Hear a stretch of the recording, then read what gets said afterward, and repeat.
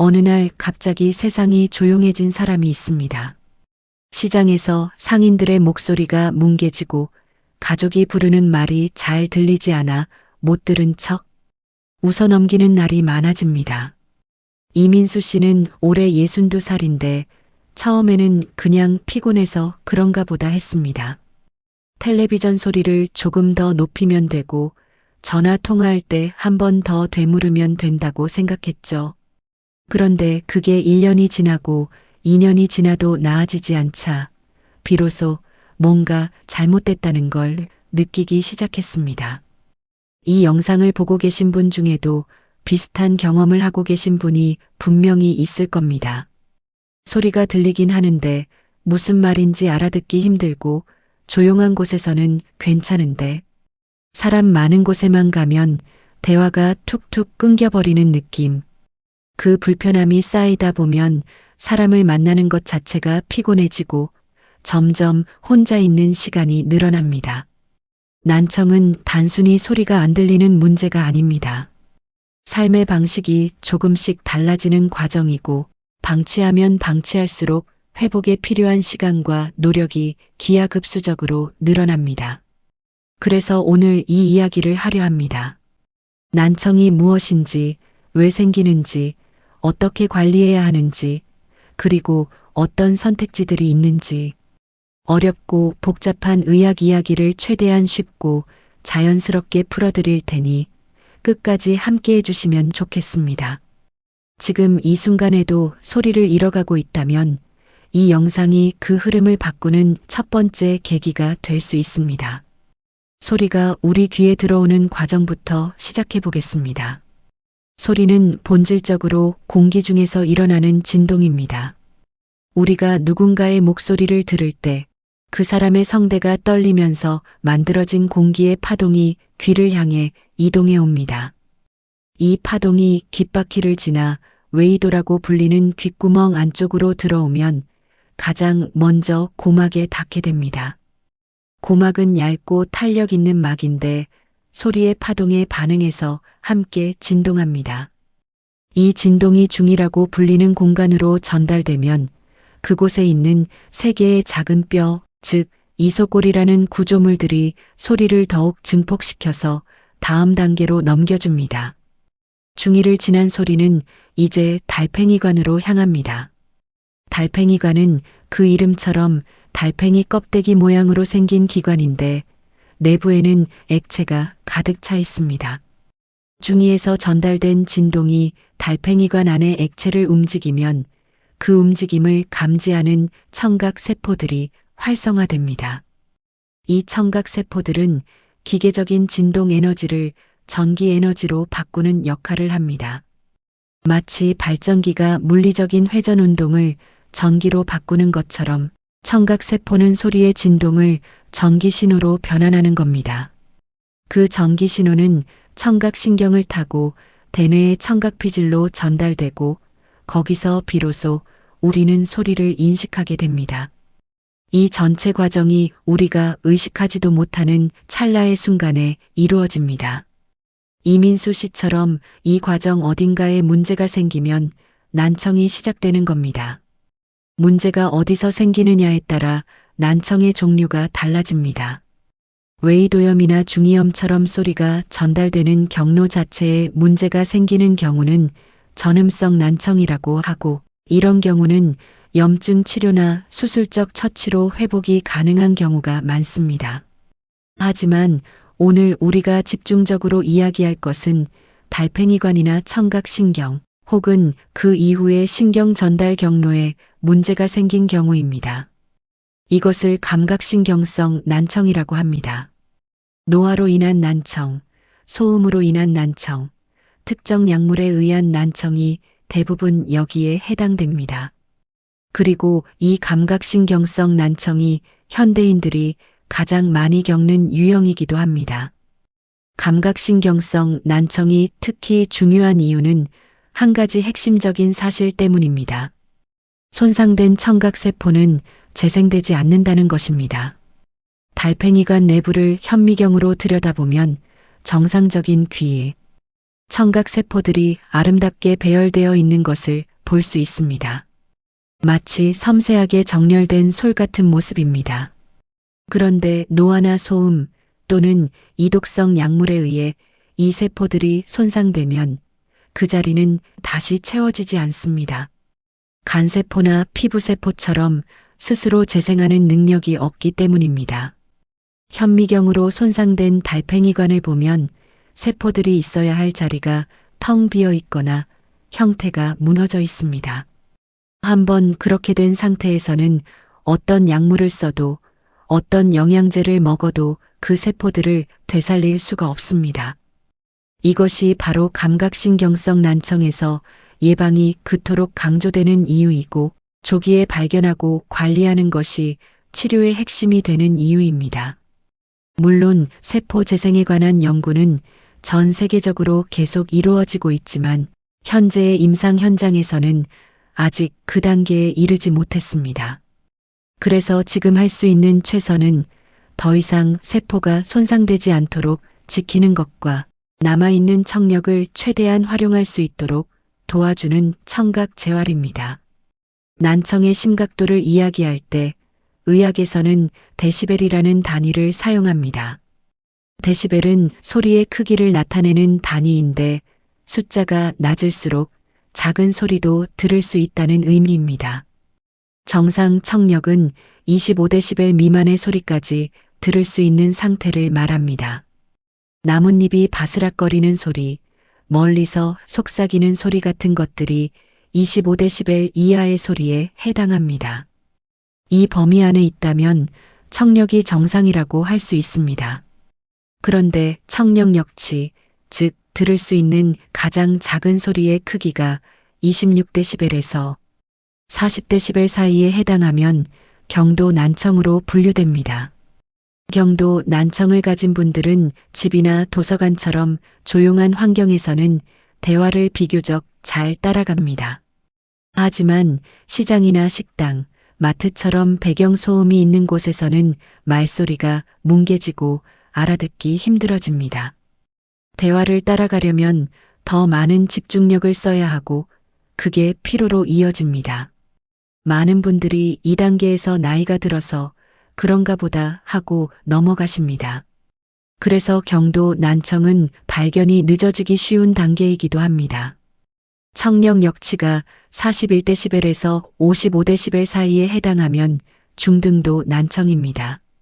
이 단계부터는 일상적인 대화 자체가 어려워집니다. 상대방이 보통 크기로 이야기하는데 말이 잘 들리지 않고 전화 통화에서 목소리를 이해하는데 어려움을 느낍니다. 텔레비전 볼륨을 높이거나 상대방에게 다시 말해달라고 부탁하는 횟수가 눈에 띄게 늘어납니다. 중등도 난청부터는 청각 재활이 본격적으로 필요한 단계라고 볼 수 있습니다. 이 시점에서 적절한 조치를 취하면 일상생활의 질을 상당 부분 되찾을 수 있지만 방치하면 상황이 빠르게 악화될 수 있습니다. 56데시벨에서 70데시벨 사이는 중등고도 난청이라고 부릅니다. 이 단계에서는 가까이서 큰 소리로 이야기를 해야 겨우 알아들을 수 있습니다. 전화 통화는 거의 불가능에 가까워지고 집안에서도 가족과의 대화가 원활하지 않습니다. 이 정도 수준의 난청을 가진 분들은 대부분 보청기가 필요한 상태이며 적절히 맞춘 보청기를 통해 충분한 도움을 받을 수 있습니다. 71데시벨 이상은 고도 난청 또는 심도 난청으로 분류됩니다. 이 단계에서는 보청기를 착용해도 도움이 제한적일 수 있습니다. 달팽이관에 살아있는 청각세포, 즉 잔청이 충분히 남아있지 않으면 소리를 아무리 증폭시켜도 제대로 전달이 되지 않기 때문입니다. 이런 경우에는 보청기가 아닌 다른 청각 재활 방법, 예를 들어 인공와우 이식과 같은 수술적 방법을 고려하게 됩니다. 이처럼 난청의 단계는 단순히 들리냐 안 들리냐의 이분법이 아니라 어느 크기의 소리까지 들을 수 있느냐에 따라 세밀하게 나뉩니다. 그리고 각 단계에 따라 적합한 재활 방법이 달라지기 때문에 자신의 청력이 어느 단계에 있는지를 정확하게 아는 것이 모든 것의 출발점이 됩니다. 그것을 알 수 있는 방법이 바로 청력 검사입니다. 청력 검사는 생각보다 간단합니다. 이비인후과나 청각 전문 기관을 방문하면 방음 부스 안에서 헤드폰을 착용하고 여러 주파수의 소리를 들으면서 들리는지 여부를 응답하는 방식으로 진행됩니다. 검사 결과는 오디오그램이라는 그래프 형태로 나오는데 이것을 보면 어떤 주파수 영역에서 얼마나 청력이 떨어져 있는지를 한눈에 알 수 있습니다. 전문가들이 권장하는 청력 검사 주기가 있습니다. 50세까지는 10년에 한 번씩, 50세 이후부터는 3년에 한 번씩 이비인후과를 방문해서 청력 검사를 받는 것이 좋습니다. 특히 50세를 넘어가면 노화성 난청의 유병률이 급격히 올라가기 때문에 건강검진을 받듯이 청력도 정기적으로 체크하는 습관이 필요합니다. 지금 이 글을 읽고 계신 분들 중에 마지막으로 청력 검사를 받은 게 언제인지 기억나지 않는 분이 있다면 그 자체가 이미 신호일 수 있습니다. 이제 본격적으로 감각신경성 난청의 주요 원인들을 살펴보겠습니다. 가장 흔한 것은 노화입니다. 나이가 들면서 달팽이관의 청각세포가 서서히 손상되고 청각신경의 기능도 떨어집니다. 이것을 노화성 난청 또는 의학적으로 노인성 난청이라고 부릅니다. 65세 이상의 인구 중 약 30%가 노화성 난청을 갖고 있는 것으로 알려져 있습니다. 3명 중 1명인 셈입니다. 노화성 난청은 대부분 양쪽 귀에 동시에 그리고 고음역 때부터 서서히 나빠지는 특징을 보입니다. 처음에는 새소리나 전화벨 소리가 잘 안 들리다가 나중에는 사람의 말소리까지 영향을 받게 됩니다. 두 번째 주요 원인은 소음입니다. 공사장이나 공장처럼 직업적으로 소음에 지속적으로 노출되는 환경, 그리고 이어폰이나 헤드폰으로 큰 볼륨의 음악을 자주 듣는 습관이 달팽이관의 청각 세포를 손상시킵니다. 소음성 난청은 젊은 층에서도 점점 늘어나고 있는 추세입니다. 세 번째는 이독성 약물입니다. 일부 항생제나 항암제, 이뇨제 같은 약물은 청각세포에 독성을 가질 수 있습니다. 이런 약물들을 이독성 약물이라고 부르는데 장기간 복용하거나 고용량으로 사용할 경우 청력에 영향을 줄 수 있습니다. 물론 의사의 처방 아래 복용할 때는 이런 위험을 최소화하기 위해 주기적인 청력 모니터링을 병행합니다. 네 번째는 유전적 요인입니다. 가족 중에 난청 환자가 있다면 본인도 난청이 생길 가능성이 높습니다. 유전성 난청은 특히 고도 난청으로 나타나는 경우가 많고 선천적으로 청력이 나쁜 아이들 중에도 유전적 원인이 큰 비중을 차지합니다. 최근에는 혈액 샘플을 통해 관련 유전자를 분석하는 검사도 가능해졌습니다. 마지막으로 돌발성 난청도 중요한 원인 중 하나입니다. 갑자기 한쪽 귀가 들리지 않게 되는 돌발성 난청은 바이러스 감염이나 혈액순환, 장애와 관련이 있는 것으로 알려져 있습니다. 최근에는 코로나 바이러스 감염 이후 돌발성 난청이 나타나는 사례들도 보고되고 있습니다. 돌발성 난청은 빠른 시간 내에 치료를 시작하면 회복 가능성이 있지만 치료를 받아도 환자의 약 3분의 1은 영구적인 청력 손실이 남게 됩니다. 이처럼 난청의 원인은 다양하지만 공통적으로 말할 수 있는 것은 원인이 무엇이든 방치하면 악화된다는 사실입니다. 그리고 악화된 상태에서 재활을 시작하면 회복에 훨씬 많은 시간과 노력이 필요합니다. 박지연 씨는 올해 48살입니다. 몇 년 전부터 오른쪽 귀에서 가끔씩 이상한 소리가 들렸습니다. 처음에는 가끔이었는데 어느 순간부터 하루 종일 그 소리가 귀를 떠나지 않았습니다. 얇게 울리는 듯한 소리, 때로는 바람 소리 같은 것, 때로는 높은 음의 삐소리. 그 소리는 조용한 밤이 되면 더욱 선명해졌고 잠을 이루기 힘든 날들이 이어졌습니다. 병원을 찾아가 검사를 받아보니 이명이라는 진단을 받았습니다. 이명은 외부에서 실제로 소리가 나지 않는데도 귓속이나 머릿속에서 소리가 들리는 증상입니다. 윙윙거리는 소리, 삐소리, 쌕쌕거리는 소리, 파도 소리, 심장 박동 소리 등 그 양상은 사람마다 다릅니다. 이명은 그 자체로 독립적인 질환이라기보다는 청각 시스템, 어딘가에 문제가 생겼다는 신호로 이해하는 것이 정확합니다. 그리고 이명과 난청은 매우 밀접하게 연관되어 있습니다.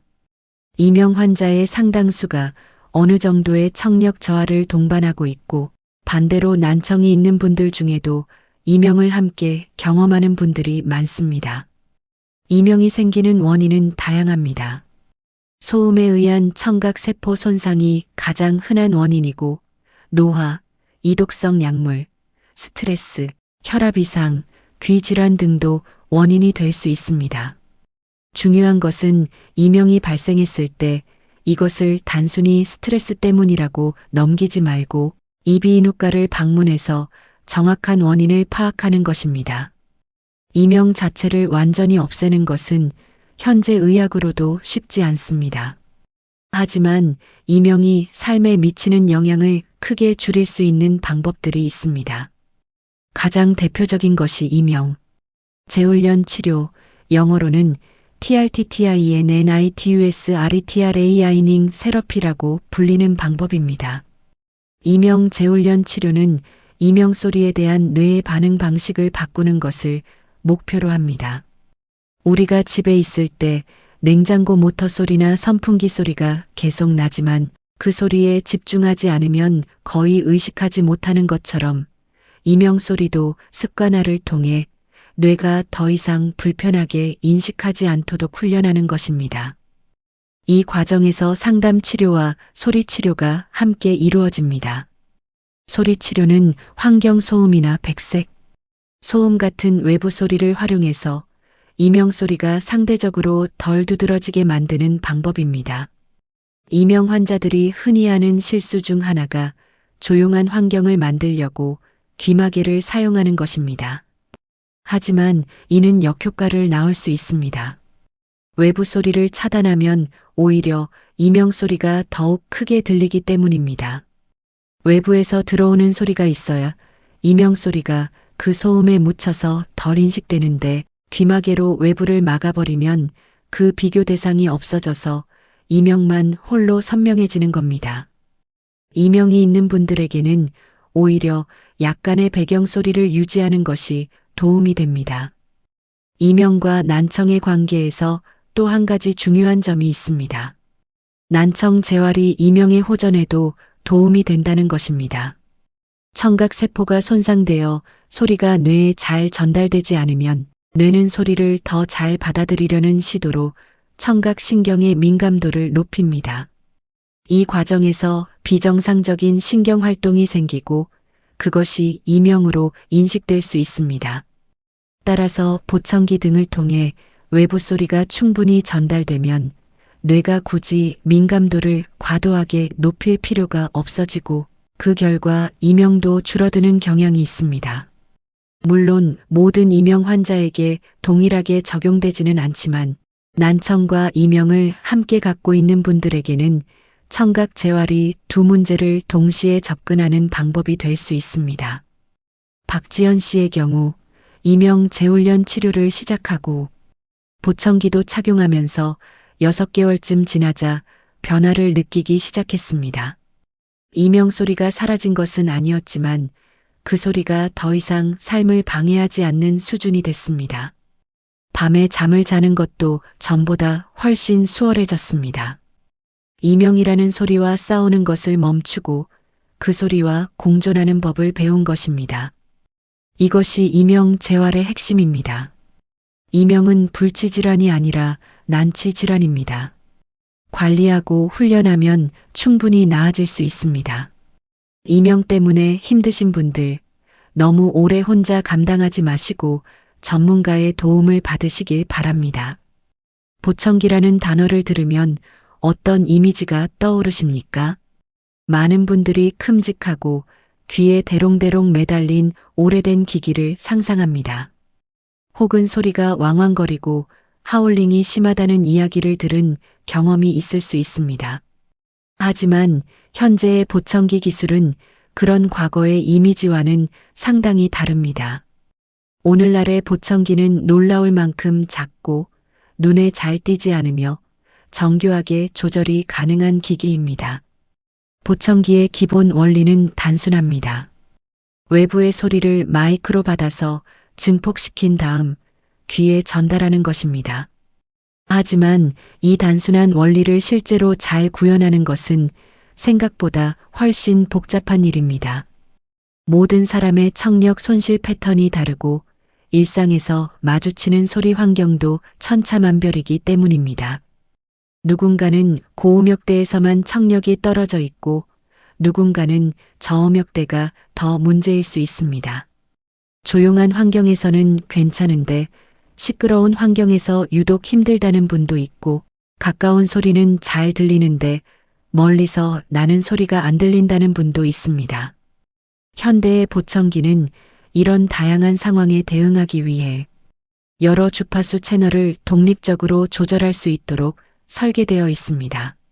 사람의 말소리 주파수 범위에 해당하는 영역은 더 세밀하게, 손상이 적은 영역은 최소한으로 증폭하는 방식으로 개인별 청력도에 맞춰 맞춤 설정이 가능합니다. 이것을 피팅이라고 합니다. 피팅은 보청기 효과를 결정하는 가장 중요한 과정 중 하나입니다.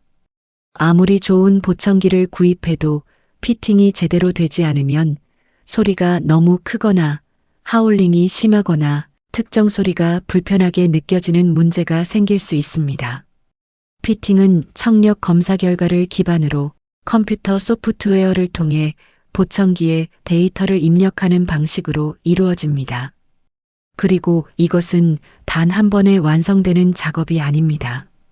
보청기를 처음 착용한 뒤에는 일정 기간 동안 실제 생활에서 착용해 보면서 불편한 점을 파악하고 여러 차례 미세 조정을 거쳐야 합니다. 마치 안경을 처음 맞출 때 시력 검사를 하고 렌즈를 맞추지만 실제로 사용해 보면서 더 조정이 필요한 것처럼 보청기도 최소 2~3번에서 서너 번의 방문을 통해 안정화 과정을 거칩니다. 이 과정을 제대로 거치지 않고 보청기를 사용하다 보면 소리가 크기만 하고 말이 잘 들리지 않는다거나 너무 피곤하다는 경험을 하게 됩니다. 보청기의 형태는 크게 귀걸이형과 귓속형으로 나뉩니다. 귀걸이형은 귀 뒤에 기기 본체가 위치하고 가는 튜브나 와이어를 통해 귀 안으로 소리를 전달하는 방식입니다. 출력이 크고 배터리 수명이 긴 편이며 조작이 비교적 쉽습니다. 중등고도 이상의 난청에 적합한 경우가 많습니다. 귓속형은 귓구멍 안에 기기가 위치하는 방식으로 외관상 덜 눈에 띈다는 장점이 있습니다. 고막형은 그 중에서도 가장 안쪽에 위치해서 거의 보이지 않는 형태입니다. 하지만 귓속형은 크기가 작기 때문에 다루기 섬세한 기술이 필요하고 손가락 감각이 떨어진 어르신들이 조작하기 어려울 수 있습니다. 또한 귓속형은 귀 안에 좁은 공간에 기기가 들어가기 때문에 열과 습기에 노출되어 기기가 빨리 손상될 수 있다는 단점도 있습니다. 어떤 형태의 보청기가 적합한지는 청력 손실의 정도, 귓구멍의 형태, 손의 조작 능력, 생활 방식, 경제적 사정 등 여러 요소를 고려해서 이비인후과 전문의나 청각 전문가와 상담을 통해 결정하는 것이 좋습니다. 온라인이나 마트에서 구입할 수 있는 저가형 보청기들도 있습니다. 이런 제품들은 가격이 저렴하지만 주파수별 세밀한 조절이 불가능하거나 채널 수가 매우 적어서 개인 맞춤 피팅에 한계가 있습니다. 경제적인 이유가 크지 않다면 전문기관에서 충분한 상담과 피팅을 통해 처방된 보청기를 사용하는 것이 청각 재활 효과 면에서 훨씬 유리합니다. 보청기를 사용할 때 또 하나 중요한 것이 있습니다. 바로 정기적인 추적 관찰입니다. 청력은 시간이 지남에 따라 변할 수 있습니다. 특히 노화성 난청은 서서히 진행되는 경우가 많아서 보청기를 처음 맞출 때의 청력과 몇 년 후의 청력이 달라질 수 있습니다. 청력이 변하면 보청기의 증폭 설정도 다시 조정해 주어야 합니다. 그렇지 않으면 보청기를 끼고 있어도 점점 효과가 떨어지는 것을 느끼게 됩니다. 성인의 경우 6개월에서 1년마다 청력 검사와 보청기 피팅 점검을 받는 것이 권장됩니다. 정확한 청력 검사, 보청기 상담, 평생 사후 관리는 스탠다드 보청기 센터에서 상담하시기 바랍니다. 보청기는 왜 빨리 착용할수록 좋을까요? 이 질문에 답하기 위해서는 뇌의 특성을 이해할 필요가 있습니다. 우리 뇌는 쓰지 않으면 기능이 떨어집니다. 운동을 안 하면 근육이 약해지고 공부를 오래 쉬면 기억력이 무뎌지는 것처럼 청각 자극이 부족해지면 뇌의 청각 담당 영역이 서서히 기능을 잃어갑니다. 이것을 청각 박탈이라고 표현합니다. 난청이 있는 상태에서 청각 재활을 하지 않고 방치하면 소리 정보가 뇌에 충분히 전달되지 않게 됩니다. 달팽이관에서 신호가 제대로 오지 않으면 청각신경은 점점 덜 활성화되고 대뇌의 청각피질도 그 기능을 유지하기 어려워집니다. 오래 방치할수록 뇌가 소리를 처리하는 능력 자체가 떨어지는 것입니다. 그래서 나중에 보청기를 처음 착용하게 되면 소리가 들리기는 하는데 말소리가 잘 분별되지 않는 경험을 하게 됩니다. 보청기가 소리를 증폭시켜 귀에 전달하더라도 뇌가 그 신호를 제대로 처리하는데 시간이 많이 걸리기 때문입니다. 난청이 시작된 후 빨리 보청기를 착용한 사람과 오래 방치한 사람을 비교하면 초기에 착용을 시작한 사람이 훨씬 빠르고 효과적으로 청각 재활이 이루어진다는 연구 결과들이 있습니다. 이것이 바로 난청이 발견되는 순간부터 가능한 한 빨리 청각 재활을 시작하도록 권고하는 이유입니다. 그런데 현실에서는 보청기 착용을 망설이는 분들이 많습니다. 그 이유들이 어느 정도는 이해되지만 동시에 아쉬운 마음도 듭니다. 첫 번째로 많이 언급되는 이유는 보청기를 끼면 늙어 보인다는 것입니다. 하지만 현재의 보청기는 매우 작고 눈에 잘 띄지 않는 형태들이 많아졌습니다. 귓속 깊이 들어가는 고막형 보청기는 가까이서 봐도 거의 안 보일 정도입니다. 또한 안경을 쓰는 것이 나이 들어 보인다고 안경을 거부하는 분은 없죠. 보청기도 마찬가지 시각으로 바라볼 수 있습니다. 들리지 않아서 대화를 못 따라가는 것이 더 불편해 보이고 더 나이 들어 보일 수 있다는 사실을 생각해 볼 필요가 있습니다. 두 번째 이유는 보청기를 끼면 다른 사람들이 내 청력이 나쁜 것을 알게 된다는 것에 대한 불편함입니다. 난청을 숨기고 싶은 심리는 자연스러운 것이지만 그 때문에 보청기를 미루면 청력과 뇌 기능 모두에 손해가 생깁니다. 주변 사람들은 사실 생각보다 타인의 보청기에 관심을 두지 않습니다. 세 번째는 보청기를 착용했는데 소리가 불편했다는 경험 때문에 다시 사용하기 싫다는 분들입니다. 이런 경우는 피팅이 제대로 되지 않았을 가능성이 높습니다. 처음 보청기를 맞추고 한 번도 재조정 없이 사용하다가 포기하는 경우가 많은데 이는 안경을 맞추고 잘 안 보인다고 안경 자체를 탓하는 것과 비슷합니다. 전문가를 찾아가 피팅을 다시 받으면 이전과 전혀 다른 경험을 할 수 있습니다. 난청과 보청기에 관해 이야기할 때 반드시 짚고 넘어가야 할 주제가 있습니다. 바로 난청과 인지 기능의 관계입니다. 최근 수십 년간의 연구들을 통해 난청이 치매 발생 위험을 높인다는 사실이 과학적으로 입증되었습니다. 그 메커니즘은 앞서 이야기한 청각 박탈과 연관됩니다. 소리가 뇌에 충분히 전달되지 않으면 청각 관련 뇌 영역의 기능이 저하되고 이것이 인지 기능 전반에 영향을 줄 수 있다는 것입니다. 뿐만 아니라 잘 들리지 않기 때문에 사회 활동이 줄어들고 사람들과의 대화가 줄어들면서 뇌에 대한 자극 자체가 감소하는 것도 원인 중 하나입니다. 조용히 혼자 있는 시간이 늘어나면 뇌가 덜 활성화되는 것이죠. 반대로 보청기를 착용해서 청각 자극을 충분히 회복하면 치매 예방에도 도움이 된다는 연구 결과들이 있습니다. 난청을 조기에 교정하는 것이 단순히 소리를 잘 듣기 위한 것만이 아니라 뇌 건강을 지키기 위한 예방적 조치이기도 하다는 것입니다. 이 사실을 아는 것이 보청기 착용을 결정하는데 또 하나의 중요한 동기가 될 수 있습니다. 최진호 씨는 70살에 가까운 나이에 보청기를 처음 맞췄습니다. 주변 가족들이 몇 년 전부터 권유했지만 보청기를 끼는 것이 내키지 않아 미뤄왔습니다.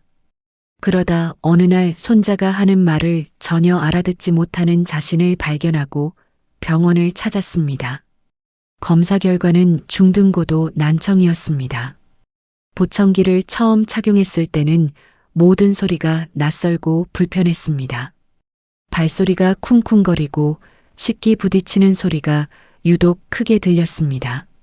하지만 피팅을 2차례 더 받고 1달 정도 꾸준히 착용하면서 서서히 적응이 됐습니다. 석 달쯤 지나자 손자와 나누는 대화가 전보다 훨씬 자연스러워졌고 저녁 밥상에서 가족들의 이야기를 따라갈 수 있게 됐습니다. 최진호 씨는 좀 더 일찍 시작할 걸 그랬다는 말을 자주 한다고 합니다. 보청기 착용을 망설이고 있는 분이 있다면 최진호 씨의 이야기를 떠올려 보시길 바랍니다. 정확한 청력 검사, 보청기 상담, 평생 사후 관리는 스탠다드 보청기 센터에서 상담하시기 바랍니다. 양측 착용이냐, 단측 착용이냐, 이 문제는 보청기를 처음 시작하는 분들이 자주 묻는 질문 중 하나입니다. 결론부터 말씀드리면 원칙적으로는 양쪽 귀에 착용하는 양이 보청기가 권장됩니다. 그 이유는 단순히 소리를 크게 듣는 효과 때문만이 아닙니다. 우리가 두 귀로 소리를 듣는 데는 이유가 있습니다.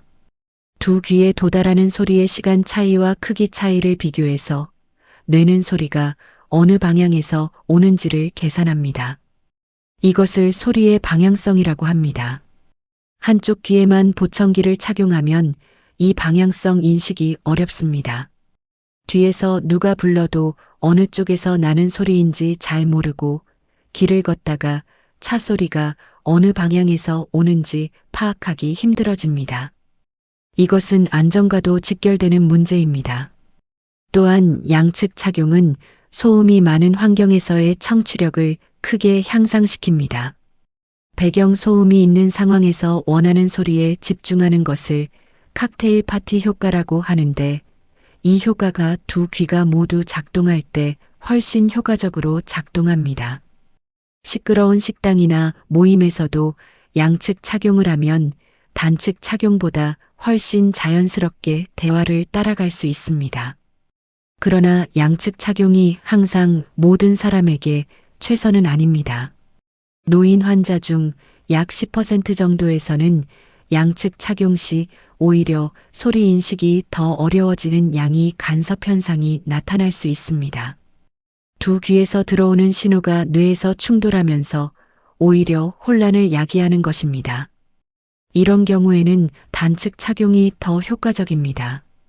따라서 양측 착용 여부는 반드시 청력 검사와 전문가 상담을 통해 결정해야 하며 양측 착용 후에도 실제로 더 잘 들리는지를 검증하는 과정이 필요합니다. 한쪽 귀가 완전히 들리지 않는 경우, 즉 한쪽 귀가 농에 가까운 상태라면 일반 보청기로는 도움을 받기 어렵습니다. 잔청이 거의 없기 때문에 소리를 아무리 증폭시켜도 전달이 되지 않기 때문입니다. 이런 분들을 위해 개발된 것이 크로스 보청기입니다. 크로스 보청기는 들리지 않는 쪽 귀에 마이크와 송신기를 착용하고 반대쪽 잘 들리는 귀에 수신기를 착용하는 방식입니다.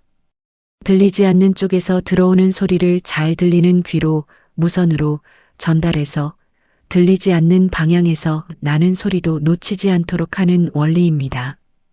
완벽한 양이 청취와는 다르지만 한쪽 귀의 손실을 어느 정도 보완할 수 있는 방법입니다. 크로스 보청기의 발전 배경에는 블루투스와 무선 기술의 발달이 있습니다. 과거에는 선으로 두 기기를 연결해야 했지만 이제는 무선으로 신호를 주고받기 때문에 착용감이 훨씬 자연스러워졌습니다. 이와 함께 살펴볼 것이 중위 이식입니다.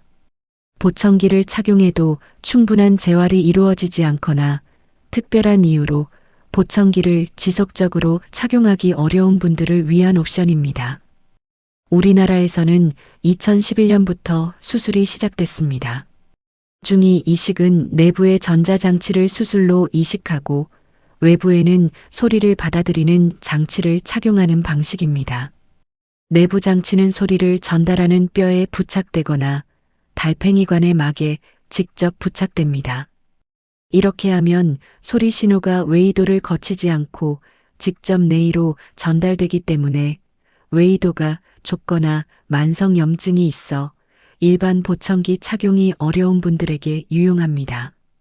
또한 중위 이식은 고음역대에서 보청기보다 더 강한 증폭이 가능하다는 장점이 있습니다. 노화성 난청이나 소음성 난청은 주로 고음역대에서 먼저 시작되기 때문에 이런 분들에게 특히 도움이 될 수 있습니다. 단 저음역대에서의 증폭은 보청기보다 약한 편이기 때문에 저음역대 청력도 많이 떨어진 분들에게는 적합하지 않을 수 있습니다. 자신에게 중위 이식이 적합한지 여부는 청력도를 포함한 여러 조건을 종합적으로 판단해야 하므로 반드시 전문 의료기관에서 상담을 받으셔야 합니다. 한편 이식형 골전도 보청기도 점점 많이 사용되고 있습니다. 골전도 원리는 이미 많은 분들이 일상에서 경험해 보셨을 겁니다. 운동할 때 귀를 막지 않고 사용하는 골전도 이어폰이 바로 이 원리를 활용한 것입니다. 소리 에너지를 뼈의 진동 에너지로 바꿔서 두개골을 통해 직접 달팽이관으로 전달하는 방식입니다. 이식형 골전도 보청기는 두개골에 작은 나사 형태의 장치를 이식하고 외부 기기를 그 위에 부착해서 사용합니다. 최근에는 외부 기기를 피부 위에 자석으로 붙이는 방식도 개발되어 수술 부위가 더 단순해지고 외관상으로도 개선됐습니다. 이 방식은 특히 웨이도나 중위의 구조적 문제로 일반 보청기가 힘든 분들, 그리고 한쪽 귀에 심한 청력 손실이 있는 분들에게 유용하게 활용됩니다. 정확한 청력 검사, 보청기 상담, 평생 사후 관리는 스탠다드 보청기 센터에서 상담하시기 바랍니다. 보청기로도 충분히 해결되지 않는 경우 청각 재활의 마지막 수단이라고 할 수 있는 인공와우 이식이 있습니다. 인공와우는 말 그대로 인공으로 만든 달팽이관의 역할을 하는 장치입니다. 심한 감각신경성 난청이나 전농 상태에서 달팽이관 내부의 청각세포들이 너무 많이 손상되어 보청기로도 소리를 전달할 수 없을 때 사용합니다. 인공와우의 원리는 보청기와 근본적으로 다릅니다. 보청기는 소리를 증폭시켜 남아있는 청각세포에 전달하는 방식인 반면 인공와우는 청각세포를 건너뛰고 직접 청각신경을 전기자극으로 활성화시킵니다. 달팽이관 안에 전극이 달린 가는 와이어를 삽입하고 외부에서 들어오는 소리를 전기신호로 변환해서 이 전극들을 통해 청신경을 직접 자극하는 것입니다. 이렇게 하면 달팽이관의 청각세포가 거의 없어도 소리 정보가 뇌로 전달될 수 있습니다. 인공아우는 내부 기기와 외부 기기로 나뉩니다. 내부 기기는 수술을 통해 귀 뒤쪽 두개골에 이식되고 그 안에 정극이 달려 있어 달팽이관 안으로 삽입됩니다. 외부 기기는 어음 처리기라고 불리며 귀걸이형으로 착용하거나 일체형으로 착용하는 형태가 있습니다. 마이크가 달려 있어 외부의 소리를 받아들이고 이것을 전기 신호로 변환해서 내부 기기로 무선 전달합니다. 인공아우 이식의 건강보험 적용 기준은 나이에 따라 다소 다릅니다. 1세 미만의 경우 심도 난청에 해당할 때 그 이상의 연령에서는 고도 난청 이상으로 보청기를 통한 적절한 재활이 어려운 경우에 건강보험 혜택을 받을 수 있습니다. 19세 미만의 경우에는 양측 인공아우에 대한 급여도 가능합니다. 최근에는 급여 범위가 점차 확대되는 추세이기 때문에 현재 기준을 정확히 파악하려면 전문 의료기관에 문의하시는 것이 좋습니다.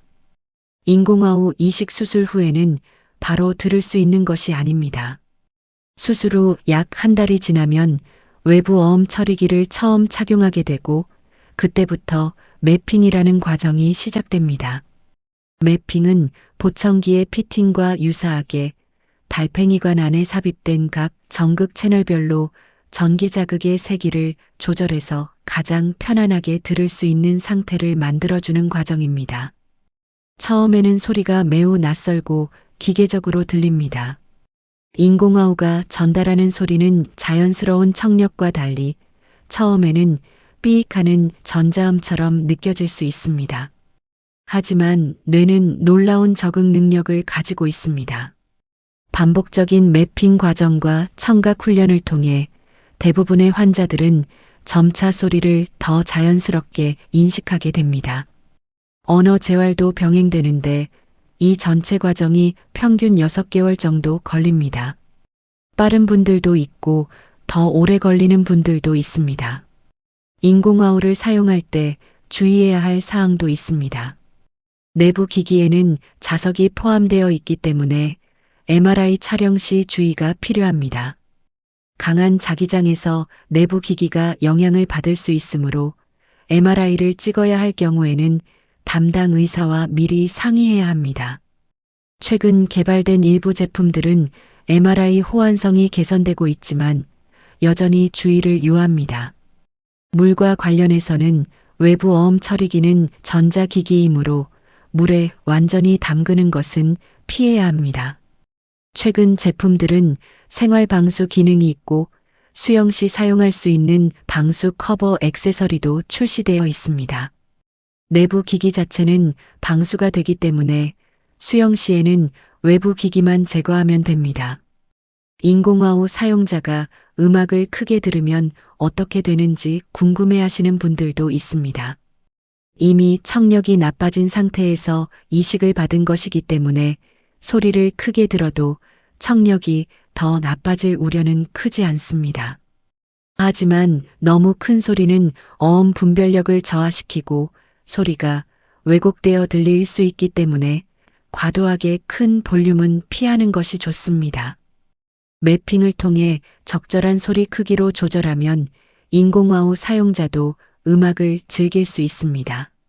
난청에 대해 이야기할 때 빠질 수 없는 주제 중 하나가 노화와의 관계입니다. 나이가 들면 청각이 나빠지는 것은 자연스러운 과정이지만 그 속도와 정도는 개인마다 상당한 차이가 있습니다. 65세 이상 인구의 약 30%가 노화성 난청을 갖고 있다고 했지만 반대로 말하면 나머지 70%는 그렇지 않다는 것입니다. 노화성 난청의 진행 속도에 영향을 미치는 요인들이 있습니다. 먼저 성별입니다. 남성이 여성보다 노화성 난청이 더 빨리, 더 많이 나타나는 경향이 있습니다. 이는 직업적 소음 노출과도 관련이 있고 생물학적 차이도 영향을 미치는 것으로 알려져 있습니다. 과거의 소음 노출력도 중요합니다. 젊을 때부터 큰 소음 환경에 오래 노출된 분들은 노화성 난청이 더 이른 나이에 더 심하게 나타나는 경향이 있습니다. 공장이나 건설 현장에서 일했던 분들 또는 젊을 때부터 이어폰으로 큰 음악을 즐겨 들었던 분들이 여기에 해당합니다. 이독성 약물을 오래 복용한 경력도 영향을 줍니다. 일부 항생제나 항암제는 달팽이관 세포에 누적적인 독성 효과를 나타낼 수 있습니다. 그리고 유전적 소인도 개인차를 만드는 데 기여합니다. 노화성 난청의 진행을 늦추는 방법으로 보청기가 언급되기도 하는데 이 부분은 조금 정확하게 이해할 필요가 있습니다. 보청기 자체가 노화성 난청의 진행을 늦추지는 않습니다. 달팽이관 세포의 노화는 보청기와 상관없이 진행됩니다. 하지만 보청기를 통해 뇌에 청각 자극이 충분히 전달되면 청각 피질의 기능 저하를 늦출 수 있습니다. 즉, 청력 자체의 진행은 막기 어렵지만 뇌에서 소리를 처리하는 능력의 저하를 늦추는 데 도움이 됩니다.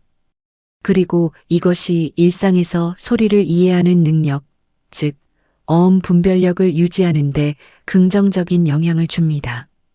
노화성 난청의 진행 자체를 늦추려면 소음 회피가 가장 중요합니다. 85데시벨 이상의 소음에 오래 노출되면 청각세포 손상이 가속화됩니다. 콘서트나 스포츠 경기장, 공사 현장 등 매우 시끄러운 환경에서는 귀마개를 사용하는 것이 좋습니다. 단 앞서 언급했듯이 이명이 있는 분들은 귀마개 사용이 이명을 오히려 악화시킬 수 있어 주의가 필요합니다. 이독성 약물도 가능하면 피하거나 의사의 지시 아래 필요한 경우에만 사용하고 청력을 정기적으로 모니터링하는 것이 좋습니다. 고혈압이나 당뇨 같은 혈관 질환들도 난청과 연관이 있는 것으로 알려져 있기 때문에 이런 기저 질환을 잘 관리하는 것도 청각 건강에 도움이 됩니다. 청력을 잃은 뒤에 후회하지 않으려면 지금부터 귀를 보호하는 생활 습관을 갖는 것이 중요합니다. 이어폰으로 음악을 들을 때는 최대 볼륨의 60%를 넘기지 않고 60분 이상 연속으로 듣지 않는 것, 즉 60대 60 법칙을 기억하시면 좋겠습니다. 이 기준은 세계보건기구와 전 세계 이비인후과 학회들이 공통으로 권고하는 내용입니다. 골전도 이어폰이 일반 이어폰보다 더 안전하냐는 질문도 많이 받습니다. 결론적으로 골전도 이어폰도 볼륨이 크면 청력에 영향을 줍니다. 골전도 이어폰이 개발된 주된 이유는 외부 소리를 차단하지 않아서 활동 중에도 주변 소리를 들을 수 있다는 안전 측면이지 귀에 덜 해롭다는 측면이 아닙니다. 뼈를 통해 진동이 전달되더라도 결국 달팽이관을 자극하는 것은 같기 때문에 큰 볼륨으로 장시간 사용하면 청각세포에 부담을 줍니다. 헤드폰이 이어폰보다 귀에 덜 해롭냐는 질문도 마찬가지입니다. 중요한 것은 볼륨의 크기이지 이어폰이냐 헤드폰이냐가 아닙니다. 어떤 기기를 사용하든 최대 볼륨의 60% 이하로 듣고 60분 이상 연속으로 듣지 않는 것이 핵심입니다.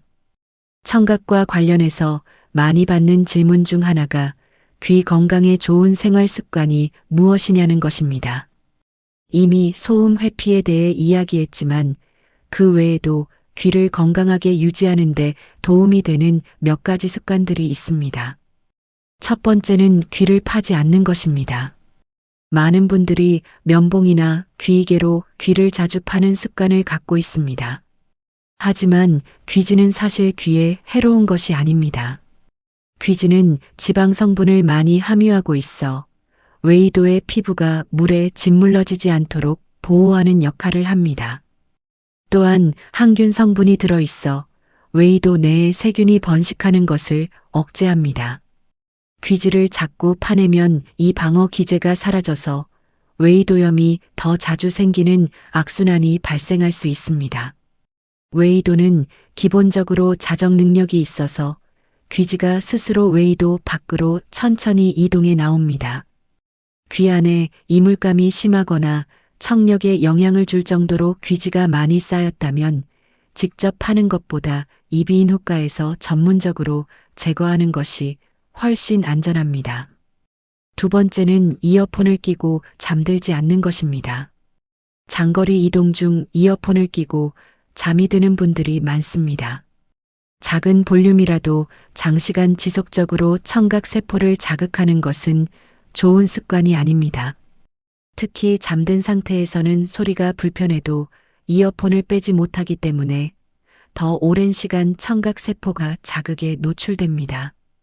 이어폰 없이 또는 소음 차단 기능만 이용해서 이동하는 것을 권장합니다. 세 번째는 지하철이나 시끄러운 환경에서 볼륨을 높이지 않는 것입니다. 배경 소음이 크면 음악을 더 크게 틀게 되는데 이 상황 자체가 청각세포에 큰 부담을 줍니다. 노이즈 캔슬링 기능이 있는 이어폰이나 헤드폰을 사용하면 배경 소음을 줄일 수 있어서 낮은 볼륨으로도 음악이 잘 들리는 환경을 만들 수 있습니다. 공항 근처나 소음이 많은 환경에 사는 분들은 창문을 이중창으로 교체하거나 흡음 소재의 커튼을 사용하는 것도 실내 소음을 줄이는 데 도움이 됩니다. 일반 생활 소음 수준인 60에서 70데시벨 정도는 청각세포에 큰 문제를 주지 않지만 85데시벨 이상의 소음에 장시간 노출되면 소음성 난청 위험이 높아집니다. 네 번째는 항생제 등의 약물을 복용할 때 의사에게 청력에 대해 알리는 것입니다. 이독성이 있는 약물을 처방해야 하는 상황이라면 의사는 상대적으로 이독성이 적은 약물을 선택하거나 복용 기간을 최소화하려고 노력할 것입니다. 평소에 청력이 좋지 않다면 어떤 의사에게 진료를 받더라도 이 사실을 알리는 것이 중요합니다. 특히 항생제 중 아미노글리코사이드 계열이 이독성이 강한 편이고 이뇨제 중 일부, 항암제 중 시스플라틴 같은 약물도 청각 독성이 있습니다. 타이레놀의 주성분인 아세트아미노펜이나 아스피린 계열도 과다 복용 시 이독성이 나타날 수 있습니다. 다섯 번째는 전신 건강을 관리하는 것입니다. 고혈압, 당뇨, 고지혈증 같은 혈관 질환은 달팽이관의 미세혈관 순환을 방해해서 청각세포에 산소와 영양 공급을 저하시킬 수 있습니다. 돌발성 난청도 혈액순환 장애와 관련이 있는 경우가 많습니다. 따라서 이런 기저질환을 잘 관리하고 규칙적인 운동과 건강한 식습관을 유지하는 것이 청각 건강에도 직접적인 도움이 됩니다. 금연 역시 중요합니다. 흡연은 혈관 수축과 혈액순환 저하를 유발하여 달팽이관 건강에 부정적인 영향을 미친다는 연구들이 있습니다. 이러한 생활 습관들이 거창해 보이지 않을 수 있습니다. 하지만 청각세포는 한번 손상되면 재생이 불가능하다는 사실을 기억한다면 이 작은 습관들이 얼마나 소중한지를 알 수 있습니다. 오늘 당장 할 수 있는 것부터 시작해 보시길 바랍니다. 난청이 있는 가족이나 주변 사람과 대화하는 방법도 중요합니다.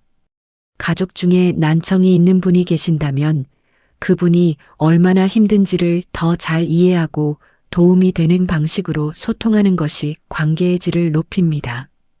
먼저 대화할 때는 가능한 한 조용한 환경을 선택하는 것이 좋습니다.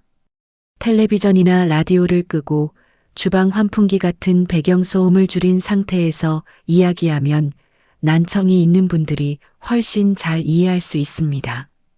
시끄러운 식당에서 중요한 이야기를 나눠야 한다면 창가 자리나 상대적으로 조용한 구석 자리를 선택하는 배려가 도움이 됩니다. 두 번째로 얼굴을 마주보고 이야기하는 것이 중요합니다. 난청이 있는 분들은 상대방의 입모양을 보면서 말의 내용을 보완합니다. 이것을 독화 또는 구화라고 합니다. 의식적으로 하지 않더라도 입모양과 표정을 읽는 것이 대화 이해에 큰 도움이 됩니다. 따라서 뒤를 돌아보거나 다른 방에서 소리치며 이야기하면 난청이 있는 분은 훨씬 알아듣기 힘듭니다. 항상 얼굴을 보며 이야기하는 습관을 들이세요. 세 번째로 천천히 또박또박 이야기하는 것이 중요합니다. 빠르게 말하면 각 단어들이 뭉개져서 구분하기 어렵습니다. 그렇다고 과도하게 느리게 이야기하거나 마치 어린아이에게 말하듯 과장되게 발음할 필요는 없습니다. 자연스럽게 조금 더 또박또박 말하는 정도면 충분합니다. 목소리 크기도 고려해야 합니다. 난청이 있다고 해서 소리를 지를 필요는 없습니다. 오히려 너무 큰 소리는 음질이 떨어지고 발음이 불명확해져서 알아듣기 더 어려워질 수 있습니다. 적당히 크고 명확하게 발음하는 것이 최선입니다. 네 번째로 알아듣지 못했을 때 똑같은 말을 반복하지 말고 다른 단어나 표현으로 바꿔서 이야기하는 것이 도움이 됩니다. 예를 들어 병원 다녀왔어요 라는 말을 못 알아들었다면 다시 한번 병원 다녀왔어요 라고 말하는 것보다 오늘 의원에 갔다 왔어요 혹은 진료받았어요로 바꿔서 이야기하면 더 잘 전달될 수 있습니다. 듣는 쪽에서 잘 잡히지 않은 특정 단어가 있을 수 있는데 다른 표현을 사용하면 그 단어를 피해 의미를 전달할 수 있기 때문입니다. 다섯 번째로 화제를 자주 바꾸지 않는 것이 좋습니다.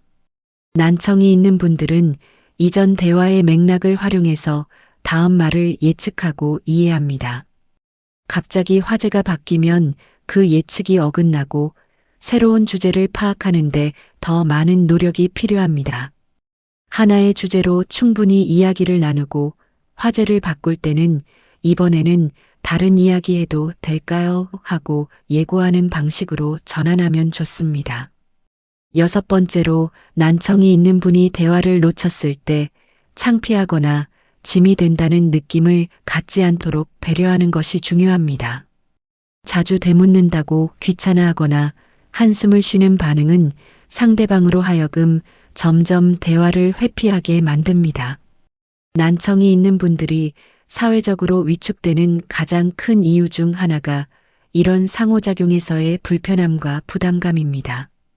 이해하고 인내심을 갖는 것이 때로는 어떤 의료적 조치보다 더 큰 도움이 됩니다. 일곱 번째로 중요한 정보를 전달할 때는 글로 보여주는 것도 효과적입니다. 스마트폰에 문자로 입력해서 보여주거나 종이에 써서 보여주는 방식은 말로 전달하기 힘든 내용을 명확하게 전달할 수 있게 해줍니다.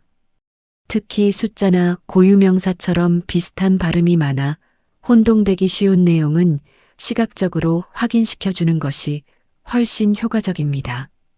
이런 방식들이 처음에는 번거롭게 느껴질 수 있지만 습관이 되면 자연스러워집니다. 그리고 이런 배려가 난청이 있는 가족의 사회적 참여를 높이고 심리적 고립감을 줄이는데 실질적인 도움이 됩니다. 선천성 난청 또는 어린 나이에 발생하는 난청에 대해서도 이야기할 필요가 있습니다. 성인 난청과 달리 아이에게 난청이 있을 때는 언어 발달과의 관계가 핵심 문제가 됩니다. 인간은 언어를 듣고 자라면서 말하는 법을 배웁니다.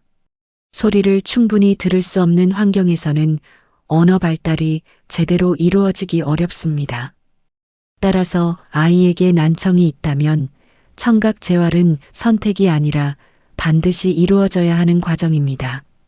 선천성 난청의 원인은 유전적 요인이 큰 비중을 차지합니다.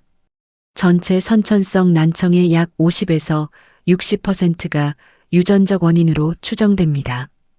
또한 임신 중 바이러스 감염, 특히 풍진이나 거대세포 바이러스 CMV 감염이 태아의 청각 발달에 영향을 줄 수 있습니다. 출생 시에 산소 결핍이나 신생아 황달이 심했던 경우에도 청력 손실이 생길 수 있습니다. 국내에서는 신생아 청각 선별 검사가 시행되고 있습니다. 출생 후 병원에서 자동화 청석 뇌간 반응 ABR 검사나 이음양 방사호 A 검사를 통해 청력 이상 여부를 선별합니다. 이 검사에서 이상 소견이 나왔다면 생후 3개월 이내에 확진 검사를 받고 6개월 이내에 보청기 등의 청각 재활을 시작하는 것을 목표로 합니다. 이 시기가 중요한 이유는 생후 첫 몇 년이 뇌의 청각 피질이 발달하는 결정적 시기이기 때문입니다. 이 시기에 충분한 소리 자극을 받아야 뇌의 청각 담당 영역이 제대로 발달하고 그것이 언어 발달로 이어집니다. 반대로 이 시기에 청각 자극이 부족하면 나중에 청각 재활을 시작해도 효과가 제한적일 수 있습니다. 경도 난청을 가진 아이들도 보청기 착용이 권장되는 이유가 여기에 있습니다. 성인에서 경도 난청은 일상생활을 어느 정도 할 수 있지만 아이들에게는 경도 난청보 언어 발달에 영향을 줄 수 있기 때문에 조기 착용이 중요합니다. 선천성 고도 난청이나 심도 난청을 가진 아이들에게는 인공아우 이식이 최선의 방법인 경우가 많습니다. 인공아우를 빠를수록 일찍 이식할수록 언어 발달 효과가 더 좋습니다. 일반적으로 생후 12개월에서 18개월 사이에 이식을 받으면 충분한 언어 치료와 함께 일반 아이들과 유사한 언어 발달을 이룰 수 있는 경우가 많습니다. 물론 이는 개인차가 있고 이식 후의 언어 훈련이 얼마나 잘 이루어지는지에 따라 결과가 달라집니다. 아이에게 난청이 있다는 사실을 처음 알게 된 부모님들은 큰 충격을 받게 됩니다. 하지만 현재의 의료기술과 청각 재활 프로그램은 이전과 비교할 수 없을 만큼 발전해 있습니다. 적절한 시기에 적절한 청각 재활을 시작하면 많은 아이들이 정상적인 언어 발달을 이루고 사회에서 충분히 활동할 수 있습니다. 중요한 것은 포기하지 않고 꾸준히 그리고 전문가의 도움을 받아 나아가는 것입니다. 유전성 난청의 경우 가족력이 있다면 아이가 태어났을 때 더욱 세심한 청력 모니터링이 필요합니다. 가족 중에 난청이 있는 분이 있다면 그 원인이 유전적인 것인지 유전자 검사를 통해 확인할 수 있습니다. 혈액 검사를 통해 관련 유전자를 분석하면 난청의 원인과 향후 진행 가능성, 그리고 자녀에게 전달될 확률 등을 파악하는 데 도움이 됩니다. 이 정보는 더 적극적인 예방 조치와 조기 개입을 가능하게 합니다. 보청기를 오랫동안 착용해 온 분들 중에 점점 만족도가 떨어진다고 느끼는 경우가 있습니다. 처음 맞출 때는 괜찮았는데 시간이 지날수록 말소리가 잘 안 들리고 소리가 뭉개진다는 경험입니다. 이런 경우 크게 2가지 원인을 생각해 볼 수 있습니다. 첫째는 청력 자체가 변한 경우입니다. 앞서 이야기했듯이 노화성 난청은 서서히 진행됩니다. 1년 전에 맞춘 보청기 설정이 지금의 청력에는 맞지 않을 수 있습니다. 따라서 정기적인 청력 검사를 통해 현재 청력 상태를 확인하고 그에 맞게 보청기를 다시 조절해 주어야 합니다. 둘째는 보청기 기기 자체의 문제입니다. 보청기는 전자기기이기 때문에 사용 연수가 늘어날수록 성능이 저하될 수 있습니다. 내부 부품의 노화, 마이크나 수신기의 기능 저하, 배터리 수명 감소 등이 원인이 될 수 있습니다. 일반적으로 보청기의 수명은 5년에서 7년 정도로 알려져 있으며 이 시기가 지나면 새로운 기기로 교체하는 것을 고려해야 합니다. 보청기의 일상적인 관리도 중요합니다. 보청기는 귀 안이라는 습하고 따뜻한 환경에서 사용되기 때문에 습기와 귀지에 의한 손상이 발생하기 쉽습니다. 매일 보청기를 착용한 후에는 전용 솔이나 부드러운 천으로 닦아주고 귀지가 마이크 홀이나 음구를 막지 않았는지 확인합니다. 취침 전에는 보청기를 빼서 전용 건조기에 넣어두는 것이 기기 수명을 연장하는 데 도움이 됩니다. 전용 건조기는 보청기 내부의 습기를 제거해서 전자부품을 보호하는 역할을 합니다.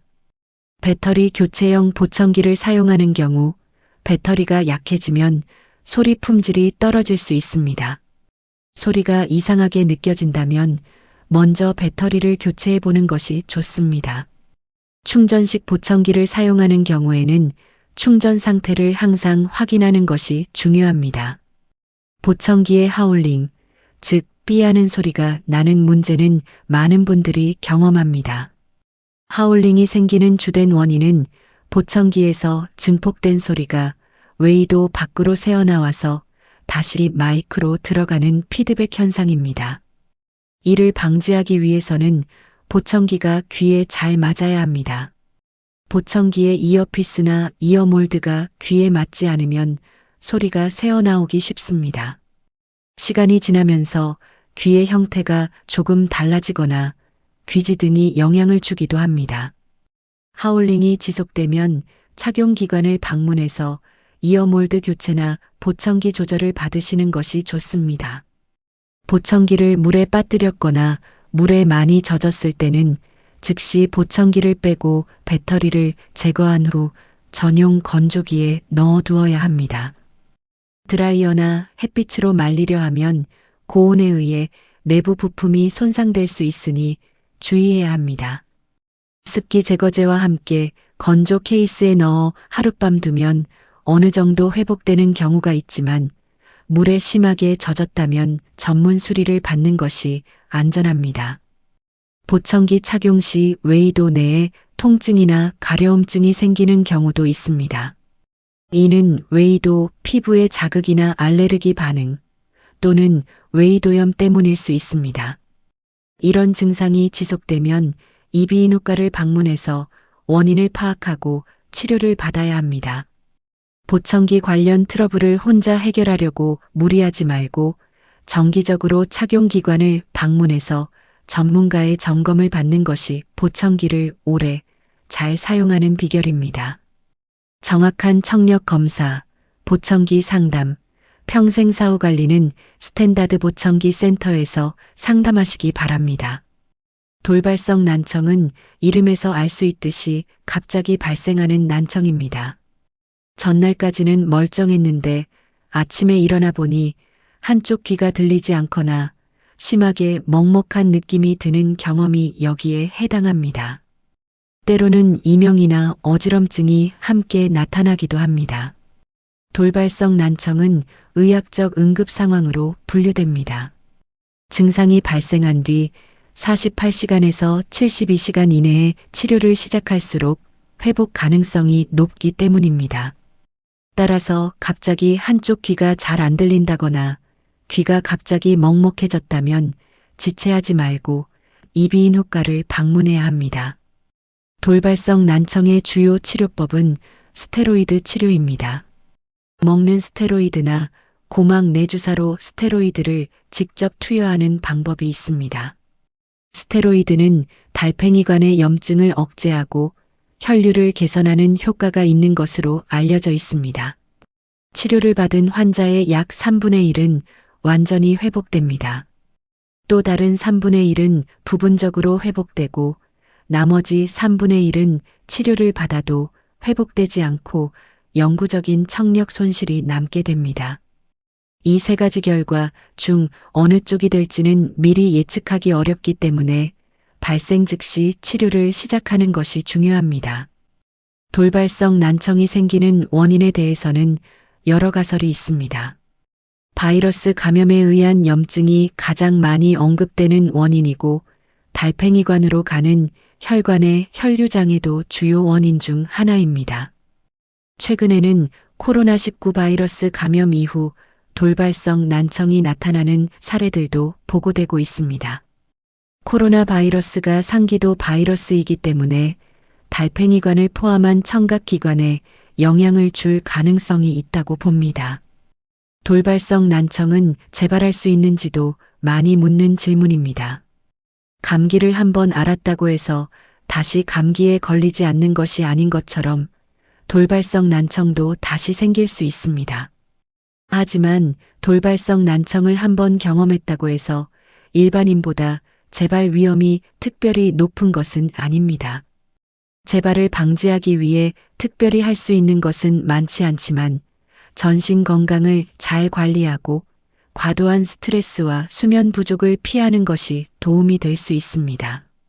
돌발성 난청으로 인해 영구적인 청력 손실이 남았다면 손실의 정도에 따라 앞에서 이야기한 다양한 청각 재활 방법을 고려하게 됩니다. 경도 또는 중등도 수준의 손실이라면 보청기를, 더 심한 경우에는 중2 이식이나 인공와우 이식을 검토하게 됩니다. 중요한 것은 영구적인 손실이 확정됐다고 해서 포기하지 않는 것입니다. 현재의 청각 재활 기술은 어느 단계의 난청에도 어느 정도의 도움을 줄 수 있는 수준에 이르렀습니다. 또한 돌발성 난청이 3개월에서 6개월 이상 경과한 후에도 회복이 없다면 그 시점에서 청각 재활을 시작하는 것이 적절합니다. 일부 분들이 더 기다리면 자연 회복될지도 모른다는 희망을 갖기도 하지만 그 기간이 길어질수록 청각 박탈에 의한 뇌 기능 저하가 진행되어 재활 효과가 줄어들 수 있습니다. 가능하면 이 시기가 지나기 전에 전문가와 상담하고 적절한 다음 단계를 모색하는 것이 중요합니다. 자가 면역성 난청은 잘 알려지지 않았지만 중요한 난청의 유형 중 하나입니다. 면역 시스템이 자신의 신체 조직을 공격하는 자가 면역 질환이 달팽이관에 영향을 줄 때 발생합니다. 자가 면역성 난청의 특징 중 하나는 양쪽 귀에 동시에 또는 짧은 기간 내에 연이어 나타난다는 점입니다. 청력이 빠르게 변동하는 양상을 보이기도 합니다. 또한 다른 자가 면역 질환, 예를 들어 루푸스, 류마티스 관절염, 쇼그렌 증후군 등을 이미 갖고 있는 분들에게 더 많이 나타납니다. 자가 면역성 난청의 치료는 면역 억제제를 포함한 약물 치료가 중심이 됩니다. 스테로이드를 포함한 면역 억제제로 달팽이관을 공격하는 면역 반응을 억제하는 것이 목표입니다. 약물 치료에 반응이 좋은 경우에는 청력이 회복되거나 안정화되지만 치료에도 불구하고 난청과 이명이 지속되는 경우에는 별도의 청각 재활이 필요합니다. 자가 면역성 난청이 의심된다면 이비인후과뿐만 아니라 류마티스 내과나 면역학 전문가와 협진을 받는 것이 도움이 됩니다. 이제 최근 청각 분야의 기술 발전에 대해서도 잠깐 이야기하겠습니다. 인공와우와 보청기 기술은 놀라운 속도로 발전하고 있습니다. 최신 보청기는 블루투스 기술을 통해 스마트폰과 직접 연결됩니다. 전화 통화나 음악을 보청기로 직접 스트리밍 받을 수 있고 스마트폰의 앱을 통해 보청기의 볼륨이나 프로그램을 손쉽게 조절할 수 있습니다. 인공지능 기술이 접목된 보청기도 등장하고 있습니다. 주변 소리 환경을 분석해서 자동으로 최적의 설정을 찾아주거나 사용자의 청취 패턴을 학습해서 개인화된 경험을 제공하는 기술들이 개발되고 있습니다. 소음이 많은 환경과 조용한 환경에서 각기 다른 처리 방식을 자동으로 적용하여 사용자가 일일이 설정을 바꾸지 않아도 자연스럽게 적응하는 보청기도 있습니다. 인공와우 분야에서도 발전이 이루어지고 있습니다. 전극 기술이 개선되어 더 많은 채널을 통해 더 세밀한 주파수 정보를 전달할 수 있게 됐습니다. 이는 음악 감상이나 다양한 환경에서의 어음 분별력 향상으로 이어집니다. 또한 MRI 호환성이 개선된 인공와우 제품들도 나오고 있어 기존에는 인공와우 이식 후 MRI 촬영이 매우 제한적이었지만 점차 그 제약이 줄어들고 있습니다. 미래에는 청각세포 재생에 대한 가능성도 탐구되고 있습니다. 줄기세포를 이용한 청각세포 재생, 유전자 치료를 통한 손상된 청각 기능 회복 등이 연구 단계에 있습니다. 아직 임상 적용까지는 많은 시간이 필요하지만 이 분야의 연구가 계속 발전한다면 머지않은 미래에 감각신경성 난청의 근본적인 치료가 가능해질 수도 있습니다. 이처럼 청각의학과 기술은 빠르게 발전하고 있습니다. 과거에는 포기할 수밖에 없었던 상황들이 지금은 다양한 방법으로 접근 가능해졌고 앞으로는 더욱 많은 가능성이 열릴 것입니다. 현재 난청으로 고민하고 계신 분들에게는 지금 당장 할 수 있는 최선의 방법을 찾는 것이 중요합니다. 그것이 보청기든 청각 훈련이든 수술적 방법이든 전문가의 도움을 받아 자신에게 맞는 방법을 선택하시길 바랍니다. 청각 재활은 의료적 처치만으로 완결되는 것이 아닙니다. 보청기를 착용하거나 인공와우를 이식한 후에도 지속적인 청각 훈련이 뒷받침되어야 일상생활에서의 실질적인 향상이 이루어집니다. 청각 훈련이란 청각 기기를 통해 들어오는 소리를 뇌가 더 잘 처리할 수 있도록 반복적으로 연습하는 과정입니다. 처음 보청기를 착용했을 때 소리가 낯설고 피곤하게 느껴지는 이유는 뇌가 오랫동안 충분히 받지 못했던 청각 정보를 갑자기 많이 받기 때문입니다. 뇌가 이 새로운 정보에 적응하는 데는 시간이 필요합니다. 청각 훈련은 이 적응 과정을 돕고 소리 처리 능력을 점진적으로 향상시키는 것을 목표로 합니다. 훈련의 기본은 다양한 소리 환경에 노출되는 것입니다. 처음에는 조용한 환경에서 1대1로 대화를 나누는 것부터 시작하고 점차 배경소음이 있는 환경, 더 많은 사람들과의 대화로 확장해 나갑니다.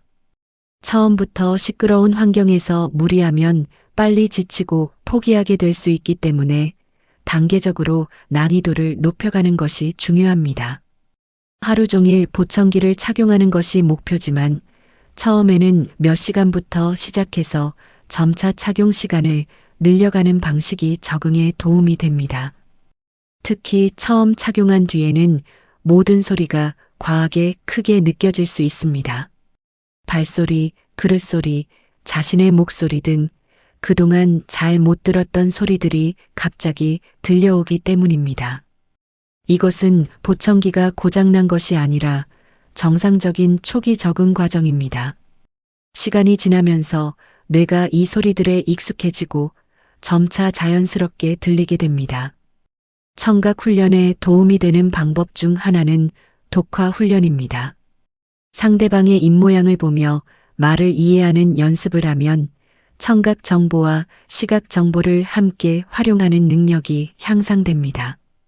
대부분의 사람들은 어느 정도 독화를 하고 있지만 의식적으로 연습하면 그 능력을 더 향상시킬 수 있습니다. 텔레비전이나 영화를 볼 때 자막을 활용하는 것도 초기 청각 훈련에 도움이 됩니다. 들리는 소리와 자막을 대조하며 청취력을 훈련할 수 있습니다. 점차 자막 없이도 이해할 수 있는 수준이 늘어가는 것을 목표로 합니다. 청각 훈련 앱이나 온라인 프로그램도 활용할 수 있습니다. 다양한 소리 환경, 말소리 분별, 리듬, 인식 등의 훈련을 게임처럼 재미있게 할 수 있는 도구들이 개발되어 있습니다. 특히 인공와우 이식 후에는 청능사나 언어치료사와 함께 체계적인 훈련 프로그램을 진행하는 것이 권장됩니다. 전문가와의 정기적인 세션과 가정에서의 자체 훈련을 병행하는 것이 가장 효과적입니다. 청각 훈련의 효과는 개인차가 있습니다. 같은 조건이라도 훈련에 얼마나 꾸준히, 얼마나 적극적으로 참여하느냐에 따라 결과가 크게 달라질 수 있습니다. 때로는 처음 기대했던 것보다 속도가 느리게 느껴져 좌절하는 경우도 있습니다. 그런 때일수록 포기하지 않고 꾸준히 하는 것이 중요합니다. 뇌의 적응 능력, 즉 신경 가소성은 나이가 들어도 완전히 사라지지 않습니다. 조금 더 시간이 걸릴 뿐 꾸준한 훈련은 언제나 효과를 발휘합니다. 이제까지 난청과 청각 재활에 관한 핵심적인 내용들을 살펴봤습니다.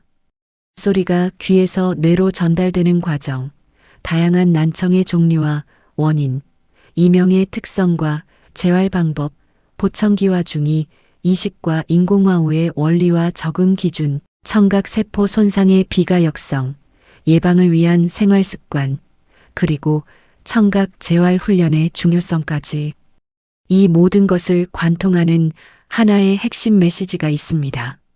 난청은 방치하면 안 되고 조기에 발견하고 적극적으로 대처해야 한다는 것입니다.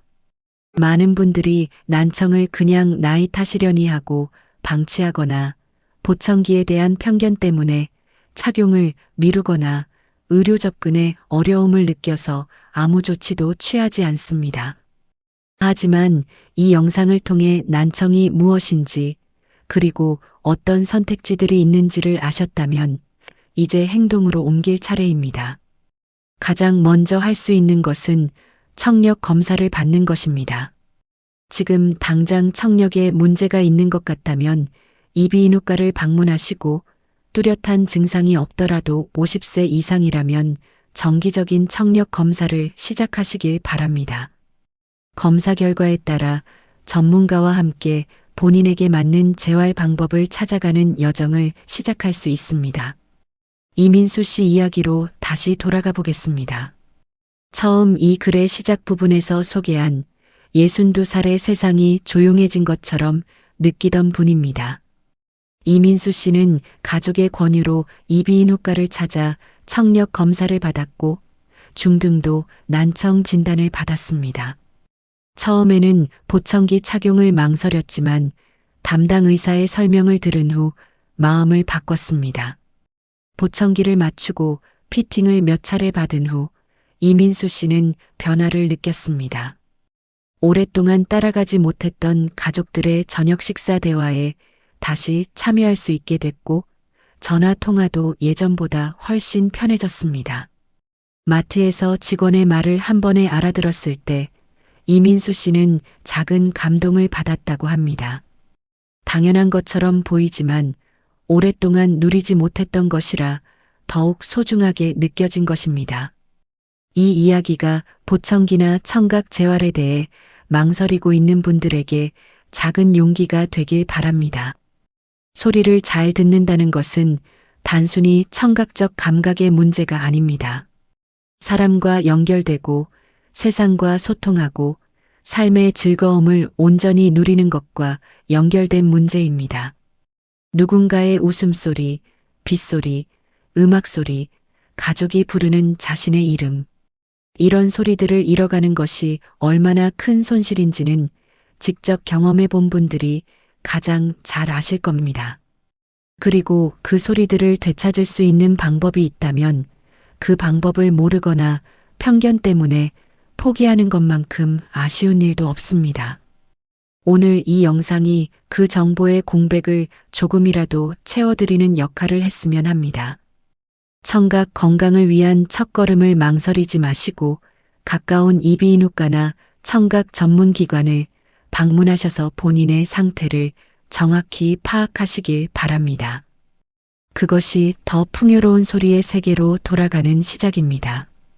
정확한 청력 검사, 보청기 상담, 평생 사후 관리는 스탠다드 보청기 센터에서 상담하시기 바랍니다.